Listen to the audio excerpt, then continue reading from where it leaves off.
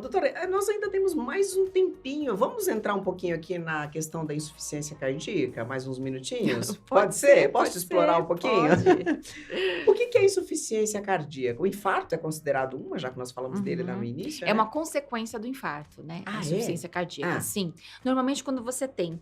Lembra que a gente falou da lesão daquela região? Ela pode evoluir para a bomba, falência de bomba, que a gente fala. Então, uhum. aquela região, ela, por exemplo, bate menos, bate mais devagar, bate com alguma dificuldade. E aí, com o tempo, aquilo evolui para uma insuficiência cardíaca. Ou seja, aquela bomba, que tem aquela força total, ela tem aquela força mais lentificada. Porque a musculatura foi perdida daquela região, por exemplo, do infarto. Bom, uma pessoa que tem insuficiência cardíaca, ela deve ter passado, ela passou por um estresse, já passou por um perrengue ali, e aí ela fala, não, Sim. agora eu sinto que eu não tô 100%, né? Sim. Mas tem algum sintoma específico? Tem alguns sintomas. Insuficiência cardíaca normalmente dá falta de ar, da fadiga, da cansaço, inchaço de membros inferiores, é uma coisa que é muito comum, então a perninha incha, ou às vezes até acordar com o rosto às vezes inchado. Olha. Que mais? Dor no peito às vezes pode ter também, Uhum. desconforto também. Então assim, são alguns sintomas que realmente a gente tem que ficar sempre atento, tá? E assim, a capacidade de fazer atividade física, por exemplo, às vezes ela fica um pouco limitada, porque a pessoa tá com falta de ar, a pessoa tá com inchaço na perna, a Legal, pessoa tá... né? Como é que você vai chegar pra uma pessoa dessa e falar, você tem que fazer atividade física?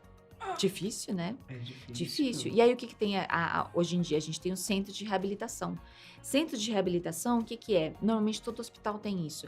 É uma parte do hospital desenvolvida justamente para esse tipo de paciente, que tenha tido um infarto, que tenha tido uma insuficiência cardíaca, que ele precisa do quê? De um acompanhamento de um médico e um profissional da saúde, da educação física. Então, ele tem os dois, e vão passar uma série para ele, e vai ter um médico lá, sempre acompanhando, se ele passar mal, ver. O profissional da educação física, ele já vai estar direcionado para quais exercícios ele pode fazer, quais não, até que ele tenha um bom desenvolvimento e depois ele possa fazer numa academia, possa fazer em casa. Mas o momento inicial para ele ver direitinho como faz isso, chama reabilitação cardiopulmonar. É muito interessante. Logo depois dos primeiros sintomas, quando tem, para a gente poder estimular. E isso em vários centros a gente tem, sim. Algum grupo de risco Quais são os grupos de risco que pode desenvolver uma insuficiência cardíaca?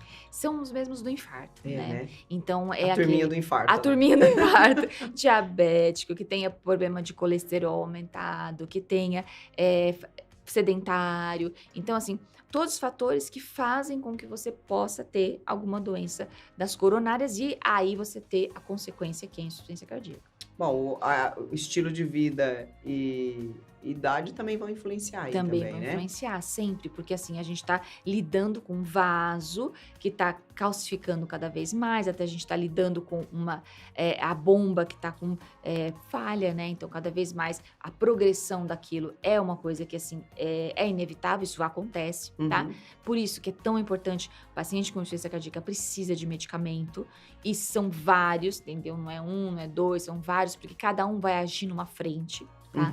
Para poder fazer esse controle, para poder melhorar um pouco a qualidade de vida dele.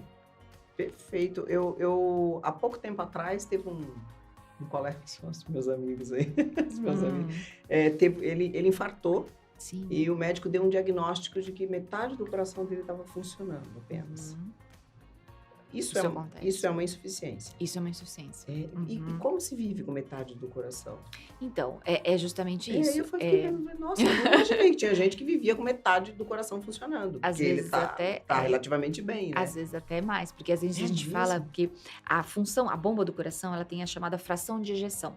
Fração de ejeção é o débito cardíaco, ela faz a contração e ejeta o fluxo de sangue pro resto do corpo. Tá. Então, se ela tá ejetando mal, se ela tá funcionando mal, pensa numa bomba funcionando, ela ejeta pouco, ela funciona mal, então tá indo pouco sangue pro resto do corpo, tá? Isso é muito mal adaptado no nosso corpo, porque a gente não tá acostumado a isso. Então, tem todos os efeitos colaterais daquilo, né? Tem o inchaço da perna, tem a falta de ar, tem a fadiga, tem todos os sintomas que estão relacionados a isso, tá? E dá para se viver? Dá, mas normalmente é o quê? O que acaba acontecendo mais pra frente? Evolui para uma fila de transplante. Você vai precisar trocar o órgão, tá? Porque aquilo, com o tempo, ele acaba não funcionando mais. Olha só. E quais os tratamentos hoje que existem nessa área? Medicamentoso, normalmente. É medicamentoso? Tem, medicamentoso mesmo, sim. Cada um age para uma frente, um grupo. Um vasodilata, outro ajuda na compressão, outro ajuda... Então, são auxiliares, né? Paliativos para que aquilo não piore, tá? Mas é fundamental, assim, o acompanhamento, né?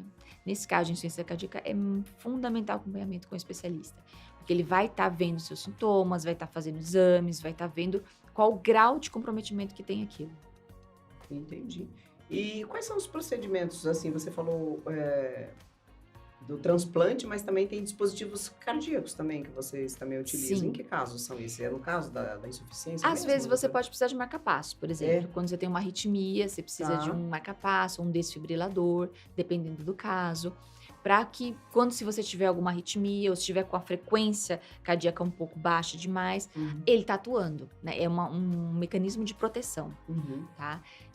E a gente também tem dispositivos dispositivos ventriculares que eles fazem como se fosse a parte do ventrículo também. São colocados externamente, mas assim, paliativos. Todos paliativos que a gente fala assim, ponte para transplante. Então, ele só vai usar esses métodos quando ele já tiver, assim, já indicado e já na fila do transplante. Entendi. E hoje, doutora, não existe... O coração é um órgão que você tem que trocar inteiro. Não tem como trocar pedacinho, né? Não tem como trocar pedacinho. Não dá. Não. Não, ainda não.